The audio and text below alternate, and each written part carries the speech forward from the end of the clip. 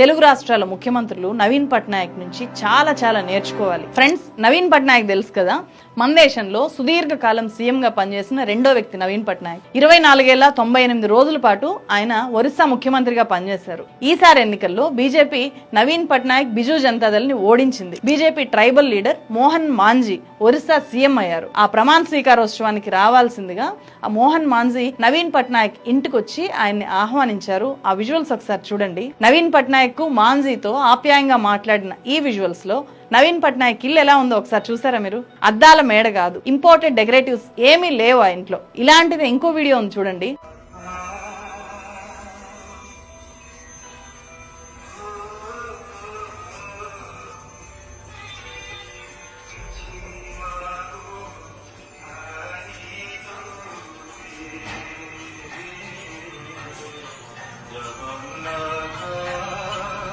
ఇంత సింపుల్ గా జీవితాన్ని గడిపిన నవీన్ పట్నాయక్ బ్యాక్గ్రౌండ్ లేని వ్యక్తేం కాదు. ఆయన తండ్రి బిజు పట్నాయకే ఒరిస్సాకు 2 సార్లు ముఖ్యమంత్రిగా పనిచేశారు. 2000 సంవత్సరం నుంచి తండ్రి కట్టిన నవీన్ నివాస్ అనే ఇంట్లోనే నవీన్ పట్నాయక్ ఉంటున్నారు. అది కూడా చాలా సాధారణమైన ఇల్లు. ఆ ఇల్లే 24 ఏళ్లుగా ఒరిస్సా సీఎం క్యాంప్ ఆఫీస్ గా ఉంటూ వచ్చింది. దీంతో ఇప్పుడు కొత్తగా ముఖ్యమంత్రి అయిన వ్యక్తికి క్యాంప్ ఆఫీస్ అనేదే లేకుండా పోయింది. 24 ఏళ్ల పాటు సీఎం గా పనిచేసినా కూడా తన పదవి అనేది ప్రజాసేవ కోసమే గాని తన విలాసాల కోసం కాదు అని నమ్మి ఆచరించి చూపించిన వ్యక్తి నవీన్ పట్నాయక్. తన పార్టీ మీద గెలిచి ముఖ్యమంత్రి అవుతున్న మోహన్ మాంజీ ప్రమాణ స్వీకారోత్సవానికి స్వయంగా వెళ్లిన నవీన్ పట్నాయక్ ఆ మొత్తం కార్యక్రమంలో మోదీ ఉన్నా కూడా నవీన్ పట్నాయకే సెంటర్ ఆఫ్ అట్రాక్షన్. ఆ రోజు స్టేట్స్మెన్ అంటే అలా ఉండాలి. అందుకే ప్రధాని నరేంద్ర మోదీతో సహా ప్రత్యర్థి పార్టీల లీడర్లంతా కూడా నవీన్ పట్నాయక్ ను చాలా గౌరవంగా ఆప్యాయంగా పలకరించారు. నవీన్ పట్నాయక్ రాజీనామా చేసిన రోజు ఒరిస్సాలో ఉండే సామాన్యులు కన్నీరు మున్నీరుగా ఏడ్చారు.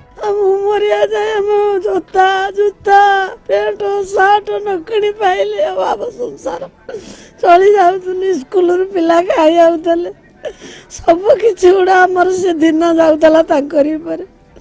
ଭତ୍ତା 500ରୁ 200ରୁ ଆଜି 1000, 700ରୁ 1200 ସବୁ ଦେଉଥିଲା। ଏଗୁଡା ଏତେ ମୁଁ ଦେଇ ଯଦି ଛାଡି ଆମେ ତାକୁ ରହିଲୁ କଣ କିମିତି ଆମେ ବଞ୍ଚିବୁ ତାକୁ ଛାଡିକି। ఆ విజువల్స్ చాలా ఉన్నాయి యూట్యూబ్ లో. ఆ కామెంట్స్ లోకి వెళ్ళి చూడండి. నాకైతే ఎన్ని వందల కామెంట్స్ చదివాను, ఒక్క నెగిటివ్ కామెంట్ కూడా కనిపించలేదు.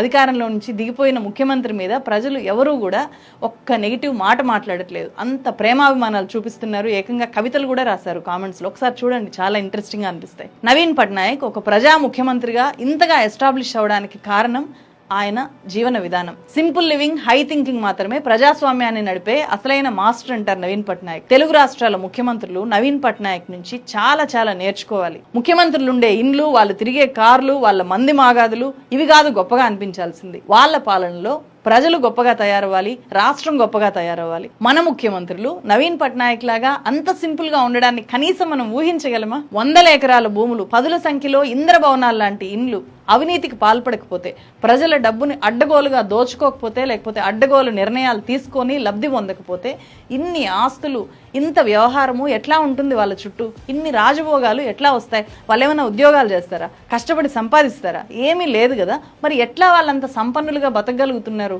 మంత్రులు, ఎమ్మెల్యేలు కూడా 100 కార్లతో కాన్వాయ్ లేకుండా పర్యటనలు చేయరు ఎక్కడ కూడా. ఎవరి సొమ్ము అదంతా? వాళ్ళ కష్టార్జితమా?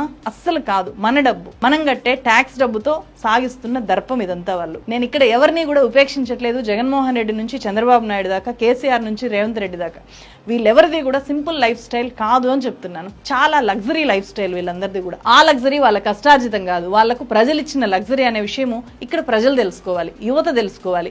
తెలుగు వాళ్ళలో సింపుల్ గా బతికిన ముఖ్యమంత్రులు లేరా అంటే చాలా మందే ఉన్నారు. ఆంధ్ర రాష్ట్రానికి ముఖ్యమంత్రిగా పనిచేసిన టంగుటూరి ప్రకాశం పంతుల దగ్గర రైలు టికెట్ కొనుక్కోవడానికి కూడా డబ్బులు లేవంట ముఖ్యమంత్రి పదవి నుంచి దిగిపోయిన తర్వాత. అలాగే ముఖ్యమంత్రిగా పనిచేసిన దామోదరం సంజీవయ్య ఇంటికి వెళ్ళిన ఒక ఐఏఎస్ ఆఫీసరు చాలా సాధారణంగా ఉన్న వాళ్ళ ఇంటిని చూసి, కట్టెల పొయ్యి మీదే వంట చేస్తున్న ఆయన తల్లిని చూసి చాలా ఆశ్చర్యపోయారంట. 1998 నుంచి 2018 దాకా త్రిపుర ముఖ్యమంత్రిగా పనిచేసిన మాణిక్ సర్కార్, ఆయనది కూడా అత్యంత సాధారణమైన జీవితం.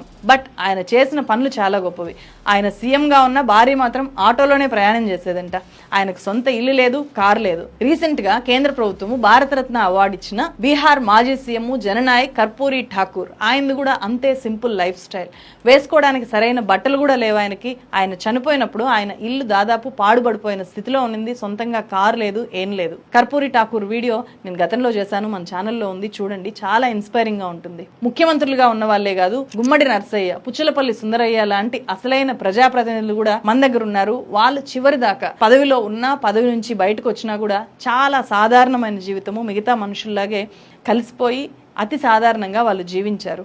అది ప్రజాప్రతినిధులకు ఉండాల్సిన మొదటి లక్షణం. వాళ్ళు మనకు ఓట్లేసింది సంపాదించుకోవడం కోసం కాదు, వాళ్ళ కోసం పనిచేయాలి, వాళ్ళకి ఏం అవసరాలను తీర్చాలి అనేటువంటి నేపథ్యంలో పనిచేయాలి అనేటువంటి దృఢమైనటువంటి ఒక అవగాహనతో పనిచేస్తున్నా. ఈ పద్ధతుల్లో పార్టీకి నేనేం చేస్తున్నా అనేటువంటి విషయానికి వచ్చినప్పుడు, ప్రజలకి నేనేం చేస్తున్నాను అనేటువంటి విషయానికి వచ్చినప్పుడు, పార్టీ సహకారంతో ప్రజలు ఇచ్చినటువంటి ఈ కొద్ది అవకాశాన్ని వాళ్ళ కోసమే వినియోగిస్తూ పనిచేసిన. ప్రజల సొమ్ము దోచుకోవడానికే పదవి అనేలాగా ఇప్పటి రాజకీయాలు, ఇప్పుడు మన చుట్టూ ఉన్న పొలిటీషియన్స్ ని మనం చూస్తున్నాం.